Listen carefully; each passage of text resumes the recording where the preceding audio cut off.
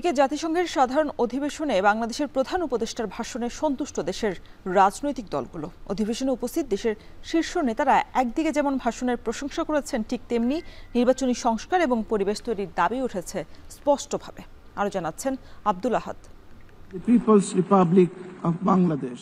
জাতিসংঘের সাধারণ অধিবেশনে প্রধান উপদেষ্টার ভাষণে নির্বাচন আয়োজনের বিষয়টি স্পষ্টভাবে উঠে আসায় সন্তোষ প্রকাশ করেছে বিএনপি। দলটির মহাসচিব বলেন, নির্বাচন নিয়ে ভাষণটি অত্যন্ত জোরালো ছিল। আমরা উপলব্ধি করছিলাম যে আওয়ামী লীগ যে অবস্থায় দেশকে নিয়ে গিয়েছিল, সেই অবস্থায় একটা মৌলিক পরিবর্তন ছাড়া, একদিকে আপনার রাষ্ট্রের কাঠামোর পরিবর্তন, অন্যদিকে অর্থনৈতিক পরিবর্তন ছাড়া এই রাষ্ট্রকে আবার টেনে তোলা ডিফিকাল্ট হবে। সেই কাজটাই তারা শুরু করেছে। সেটাই তিনি আজকে জাতিসংঘে বিশ্ব যে আপনার সংস্থা আছে, সেই সংস্থার সামনে তিনি কথাগুলো তুলে ধরেছেন। যথেষ্ট জোরালো ছিল এবং গত কিছুদিন ধরে তিনি যে কথাগুলো বলে আসছে, এই ব্যাপারে আমাদের অন্তত কোনো সংশয় নেই। এদিকে জামায়াতে ইসলামীর পক্ষ থেকেও এসেছে ইতিবাচক সাড়া। দলটির নায়েবে আমির ডাক্তার সৈয়দ আবদুল্লাহ মোহাম্মদ তাহের বলেন, নির্বাচনের আগে জুলাই সনদ বাস্তবায়ন এবং 2 কক্ষ বিশিষ্ট সংসদে পিআর পদ্ধতি চালু করাই এখন সময়ের দাবি। আমরা এটা বলেছি যে নির্বাচন ফেব্রুয়ারিতে করার ব্যাপারে তো কোনো আপত্তি নেই, কিন্তু তার আগে কিছু বিষয় আছে গুরুত্বপূর্ণ, যেগুলোকে সলভ করা দরকার।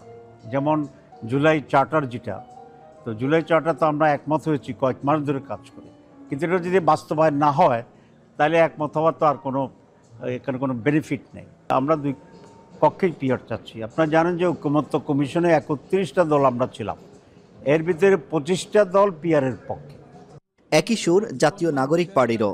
দলটির সদস্য সচিব আক্তার হোসেন জানান, কেবল নির্বাচন নয়, তার আগে সুষ্ঠু পরিবেশ তৈরি করাই বড় চ্যালেঞ্জ। নির্বাচনের আগে বাস্তব সংস্কার ছাড়া জনগণের আস্থা ফিরবে না বলেও মত তার।